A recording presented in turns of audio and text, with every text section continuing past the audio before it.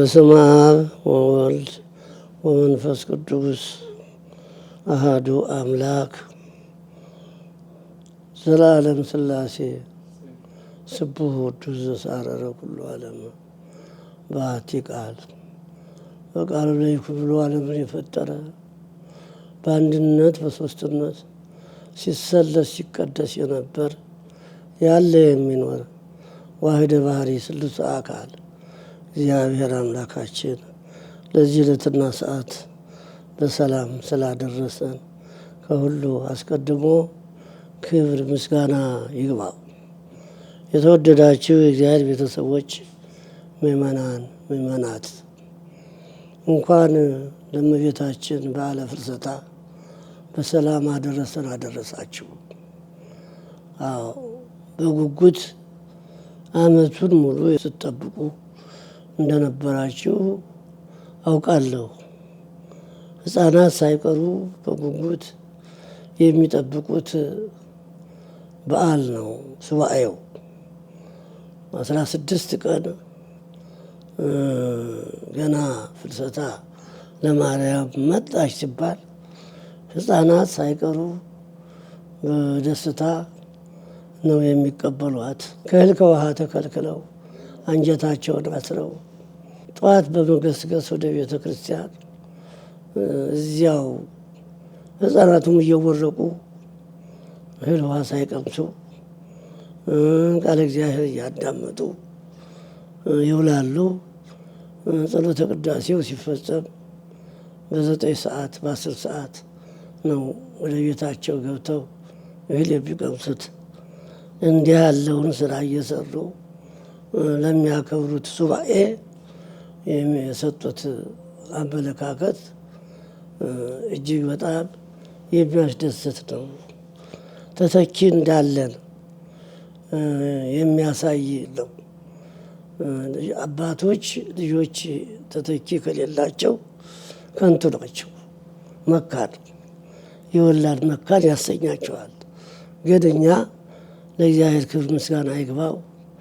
በወንዶቹም በሴቶቹም በኩል መፈተኛችን ምን ያህል ሰው በፍቅር እግዚአብሔር ተይዟል፣ እንዴት ነው አነሳሳቸው፣ አረማመዳቸው፣ አመለካከታቸው፣ የሃይማኖታቸው ጽናት እስከምን ድረስ ነው ብለን የምንገምትበት ጾመ ፍልሰታ ለማርያም ነው። ይቺ 16ቷ ቀን ምእመናንን የምናገኛቸው በቤተ ክርስቲያን ነው። መቼም ሱባኤ ሲመጣ ዲያብሎስም በበኩሉ ሰራዊትን ያሰልፋል ለማጨናወል። የሰይጣናትን ክንፋቸውን ይስበርልን፣ ኃይላቸውን ያድክምልን። ከእግዚአብሔር ጋር የምንታረቅበት ስርየተ ኃጢአትን የምናገኝበት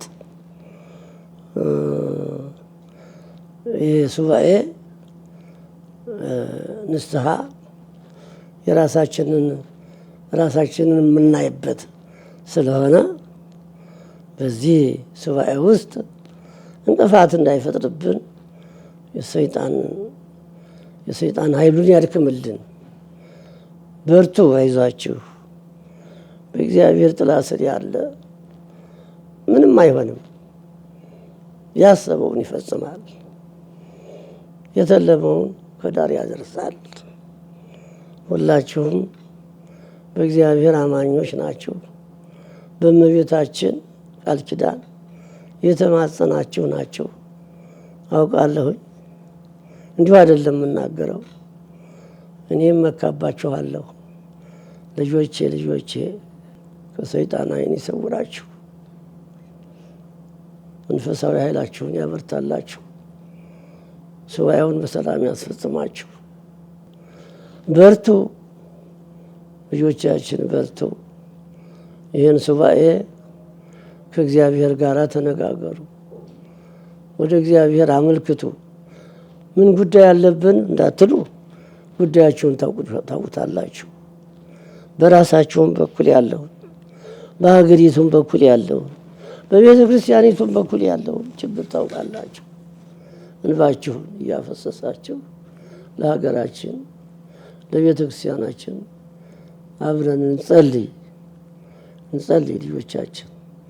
ይቺ 16 ቀን ለእኛ መብራት ናት፣ ወደ እግዚአብሔር ጎትታ የምታቀርበን ናት፣ ከእመቤታችን ጋር የምታዋህደን ናት። ቅድስተ ቅዱሳን እመቤታችንን ልጆቿን ለመባረክ ወደ እኛ የምትመጣበት ሰዓት ነው። በሁሉም ስፍራ እንድትደርስ ያደርጋታል። ልጇ ቀላል ጊዜ አይደለም የመጣልን፣ እጅግ የሚያስደስት ጊዜ ነው። በርቱ፣ እግዚአብሔር ከእናንተ ጋር ይሁን። በዚህ ያለው ሰዓት 24 ሰዓት ስሙን ብንጠራው ደስ የሚለን ልጃችን መምህር ዘለዓለም ወንድሙ በዚህ ቦታ ላይ በሐዘን ጭምር አስታውሰዋል። በዚህ ሱባኤ በሁሉም ስፍራ ዞሮ ለመስበክ ፕሮግራም አውጥቶ ነው የሚጠባበቀው። የማይደርስበት ቤተክርስቲያን የለም። ታላቅ ሰው፣ ገና ብዙ ምኞት የነበረው ጥሩ መንፈሳዊ ምኞት ተነግሮ የማያልቅ ለቤተ ክርስቲያን የሚጠቅም ብዙ ስራ ሰርቷል።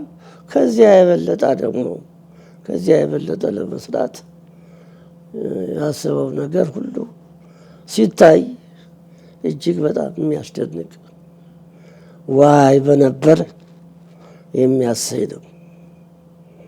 ግን የእግዚአብሔርን ውሳኔ እግዚአብሔርን ሀሳብ ፍጡር አይገታው። በማናውቀው ነገር ነው። እሱ ወሰነለት ድረስ መልካም ስራ ሰርቷል ልጃችን። ከዚህ የበለጠ ደግሞ ይሰራ ነበር ብለን ብናዝንም እግዚአብሔር አይ ከዚህ የበለጠ ስራ ቢቆይ አይሰራም፣ እኔ ያውቃለሁ አለ። ይበቃዋል አለ እግዚአብሔር። ማን ነው ይሄን የሚጥሰው? ማን ነው ይሄን የሚቃወመው? አዎ የለም፣ አይቻልም። ሰዓት ደረሰ፣ ተለየን። እናዝናለን። ግን ልዩ ታሪካዊ ሰው ነው። እድሜው ትንሽ ነው ሲቆጠር፣ 49 ዓመት በጣም ቀላል ነው። በዚያው ልክ ምን ጊዜ ተምሮ ምን ጊዜ ሰራው የሚያሰኝ ነው። አድሎታል እግዚአብሔር። እንዴ በ20 ዓመትም በ30 ዓመትም እኮ እግዚአብሔር ካደለ ይሰራል። ቅዱስ ጊዮርጊስ እኮ ያን ሁሉ ገድል የፈጸመው በ27 ዓመቱ ነው። ገድሉን የጀመረው በ20 ዓመቱ ነው። 7 ዓመት ተጋደለ፣ ብዙ ስራ ሰራ፣ አክሊሉን ተቀዳጀ። እና ብዙ ታሪክ ስናይ በማያገባን ነው የምንጮኸው፣ ያሰኘናል። ልጃችን ፍሬያማ ልጅ ነበረ፣ የወንጌል ሰው ነበረ። እንዲያው 24 ጊዜ ስሙ የማይጠገብ ነው፣ ትዝታው የማይጠፋ ነው። በምድር ላይ ያየነው ክብር ፍጹም ነው። ከዚያ የበለጠ ደግሞ ለነፍሱ አጀብ እንዳይለያት ከማኅበረ መላእክት እንዳይለይብን የልጃችንን ነፍስ እንዲያከብርልን ቅዱስ እግዚአብሔር ፈቃዱ እንዲሆንልን እንለምነዋለን። አይተናል።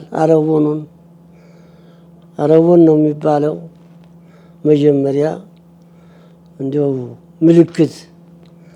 ምልክት የሰማያዊ ክብር ምልክት አይተናል። ሰው ተጠርቶ በግድ ተገፍቶ ማየት አይሰበሰብ። ሁላችሁም የተሰበሰባችሁት በመንፈስ ቅዱስ ጥሪ ነው፣ በመንፈስ ቅዱስ ፍቅር ነው። ወንድማችን ልጃችን ብላችሁ ነው። አገልግሎቱን ስለምታውቁ አዎ። እና ወልደ ሰማዕት ብላችሁ ስሙን ጥሩ። አሁንም በጸሎታችሁ አትርሱት። ወልደ ሰማዕት እላለሁ ሁልጊዜ ስሙን አልጠግበውም። እንኳን የተወለደው ለቁም ነገር የደረሰውን በማህፀንም ገና ያለውን ተወልዶ ለቁም ነገር እንዲበቃ ማድረግ የሚችል አምላክ ነው። አምላካችን ወንድማችንን በወንድሙ እግር ተተክቶ ስም የሚያስጠራ እንዲሆን እንለምናለን። ምናልባት ጅምሩ የሥራ ጽንሱ ተወልዶ እንዲታይ እንዳይጨነግፍ ሁላችንም ልንተባበር ይገባል። በስራው ሁሉ የተባበሩት ሰዎች የተባረኩ ናቸው። እግዚአብሔር ይባርካቸው። ሁላችሁንም ክርስቲያኖች እንኳን ለእመቤታችን በዓለ ፍልሰት በዓለ ዕርገት በሰላም አደረሳችሁ። ሱባዔያችንን በሰላም ያስፈጽመን። የቸርነቱን ስራ ይስራልን። የሰይጣናትን ኃይላቸውን ያድክምልን። አሜን። ይሁን ይደረግልን። እግዚአብሔር አይለየን። የልጃችንንም ነፍስ በተድላ ገነት ያኖርልን። ማይሰራ ኃጢአት እግዚአብሔር ይፍታ።